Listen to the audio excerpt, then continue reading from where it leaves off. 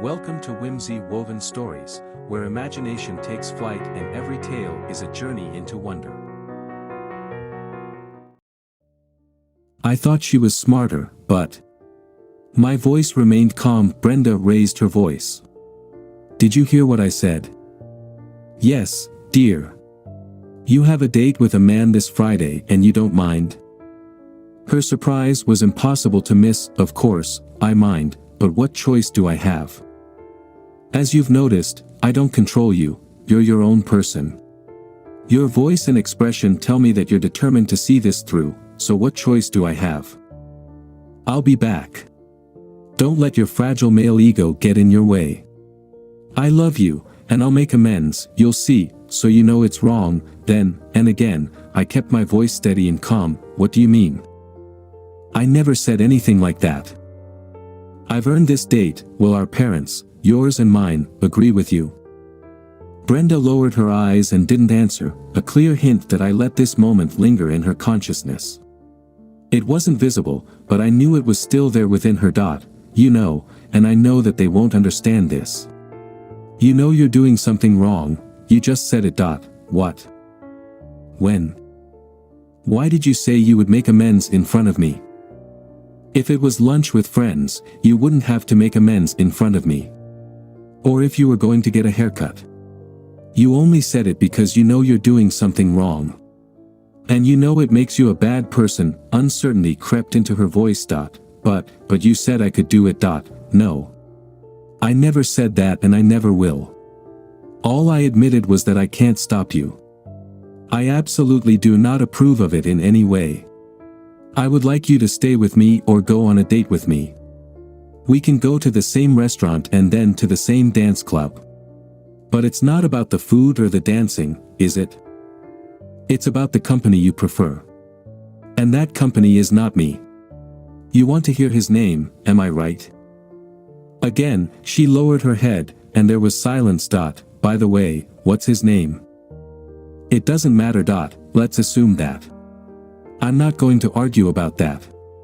Whether you like the name Mr. Dickhead doesn't matter. Just know this, I don't want you to go out with Mr. Dickhead, and your date with him on Friday will have consequences. What consequences? You're not just beautiful, you're also intelligent. I constantly tell you these two things. Apparently, you think I say it only because I have to. That's not the case. I say it because I mean it. I'm giving you, an intelligent woman, the responsibility of dealing with the consequences of your Friday date with Mr. Dickhead. You're bluffing, you love me, you always give me what I want. Well, I want this, and, as I've already said, I'll be back, and we'll love each other and rebuild together. I can't stop you from doing stupid things, but you've been warned. You're on your own. I stood up, grabbed my keys, and left before she could say anything else. The temperature in the apartment had been relatively cool all week. On Thursday evening, I packed my things and moved into the guest room. What are you doing, Rick? Pausing with a stack of clothes, I looked at her as if she were a 2-year-old. It seems I overestimated your intelligence. What does it look like? Are you moving out? Yes. My wife wants to date other men. Do you think I'm going to sleep in the same room with a cheating wife? Dream on. Her voice sounded like that of a 5-year-old taunting. You're such a silly boy, throwing a tantrum like your little figure is going to lose shape. Without saying a word, I took the stack of clothes, hung them in the spare closet, and returned for another load. So now you're trying to punish the bigger evil witch with silence, she sneered. You see how pathetic you are. Consequences, was my only response. She won't be able to say she wasn't warned. On Friday morning, I left early and went to a high-end salon where I got myself a professional modern haircut, shaved meticulously with a sharp razor, and even did my nails. In the men's clothing store next door, I bought a casual yet elegant shirt, trousers, and a blazer. I considered getting new shoes but decided that new footwear and dancing didn't go together, so I passed on that. On the way back home, I stopped by a car wash and requested a thorough cleaning. My SUV had no idea what hit it. Back back home, I took a breath, and when I heard Brenda had arrived and took her breath as well, I headed downstairs and waited. Half an hour later, she descended in a new dress I had never seen before, a few inches above the knee, revealing a generous cleavage. She stopped on the last step and looked at me, as if expecting a compliment. When I remained silent, she looked at me again with widened eyes. Damn it. You look fabulous. Where are you going? Out. What did you think? Mocking her condescending tone, I continued. What's a weak, clueless husband supposed to do? Just sit at home, playing with his little kitty, waiting for Her Royal Highness to make an appearance. Slowly shaking my head, I opened the garage door and continued with a sharp tone, and I thought you were smart. How wrong can one person be? Well, I don't want to be late. Charmaine can't stand that. Sitting in my clean SUV, I heard a scream and smiled. Got her. Charmaine and I had an amazing evening at a wine bar, where they served light dinners, and on weekends, a live pianist performed on their small dance floor. We had already discovered at work that conversation flowed easily between us. What's even better, she appreciated my sense of humor. Yes, it's a cliché, but it's true, nothing warms a guy's heart quite like a woman laughing at his jokes. Dancing together was like having sex with shoes on, but we made it work. We moved in sync, and more than once, our gentle touches brushed our necks, cheeks, and lips.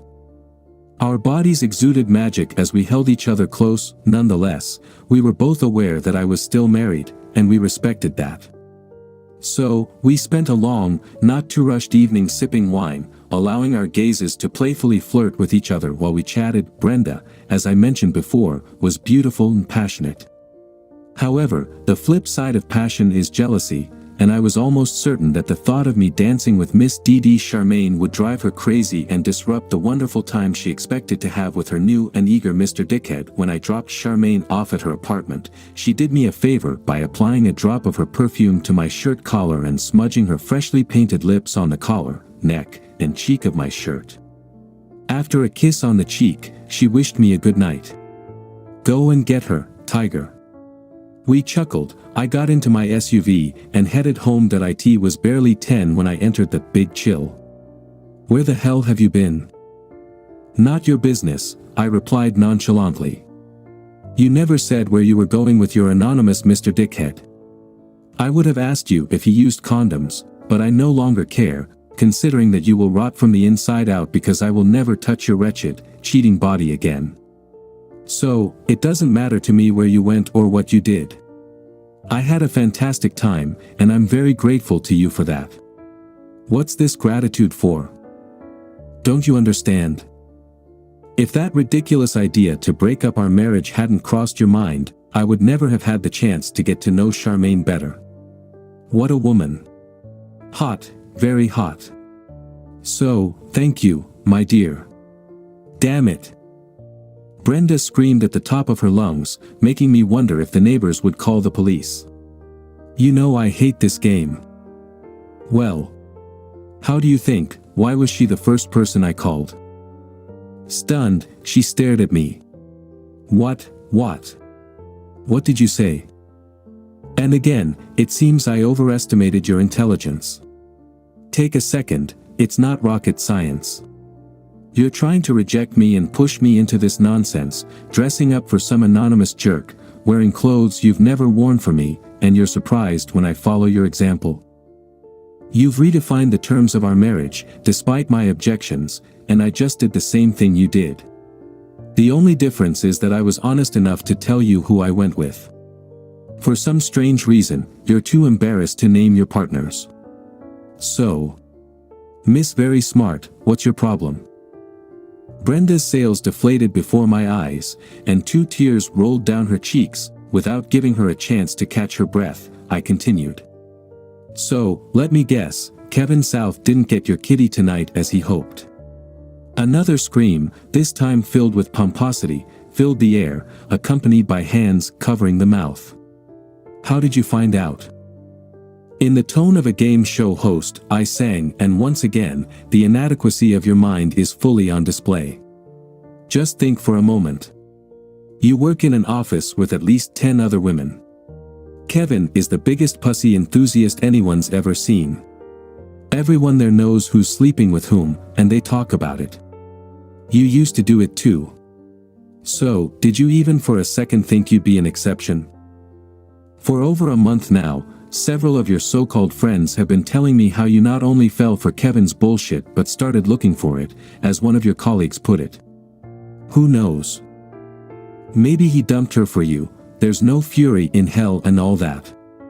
According to the gossip, tonight he was planning to make you his, he even had a room at the Marriott. Apparently, he spends the first night at the Marriott. After that, it's Motel 6 or a woman's house. Didn't you know this? Her big eyes told me she was shocked to be portrayed as ignorant, gullible, and such an easy catch. She burst into tears. Oh, Rick. I'm sorry.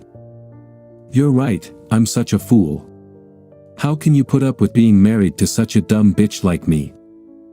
Oh, Brenda, good news, I don't have to continue this. I don't need to stay married to your dumb, stinking ass. You'll be serviced tomorrow after breakfast. We rented this house, and we have 3 more months, so you can extend the lease or use this time to find what you like better. Where will you go? She asked in a quiet voice. Charmaine said I could stay with her until I figure something out. She has a second bedroom she uses as an office. As soon as I file, she said we can discuss the terms. When I told her I'm filing tomorrow, she outlined these conditions. Good ones. Can't wait to look into them further. Everything else we have together, we'll just split down the middle. Now you can fuck whoever you want, and you won't have to put up with a weak-ass husband's shit. I hope Kevin is worth it. I met some other husbands who had fallen victim to Kevin, also known as Mr. DeChicanos. One evening after dinner, he discovered that his car had been vandalized, windows smashed, paint scratched, baby poop on all the seats, wheels stolen, and I forgot what else. While he was inspecting the damage, 3 masked assailants, all dressed in black, robbed him without a word and beat him severely. The police were puzzled as to why the robbers, who were after his wallet and fake Rolexes, ground his family heirlooms into dust, but with no witnesses and the parking lot cameras smeared with paint, they had nothing to go on. At that time, for spouses of his victims were playing poker at one of their houses. After he recovered, he moved out of state. No one knows, or cares, where exactly Brenda moved out, found an apartment, but when she realized that I was happily attached to Charmaine, she left the state as well. I never saw her again. That I stayed with Charmaine for a while, but we mutually agreed that a fling doesn't necessarily lead to long-term compatibility, so I moved out and found a townhouse close to work. Growing older, wiser, and fitter, I developed a strong connection with a fellow gym-goer. One thing led to another, as it often does in such moments, and I found happiness with a woman who had real brains in her head and devotion in her heart. As we conclude our journey into the world of human relationships, please remember to subscribe, like, and share our content.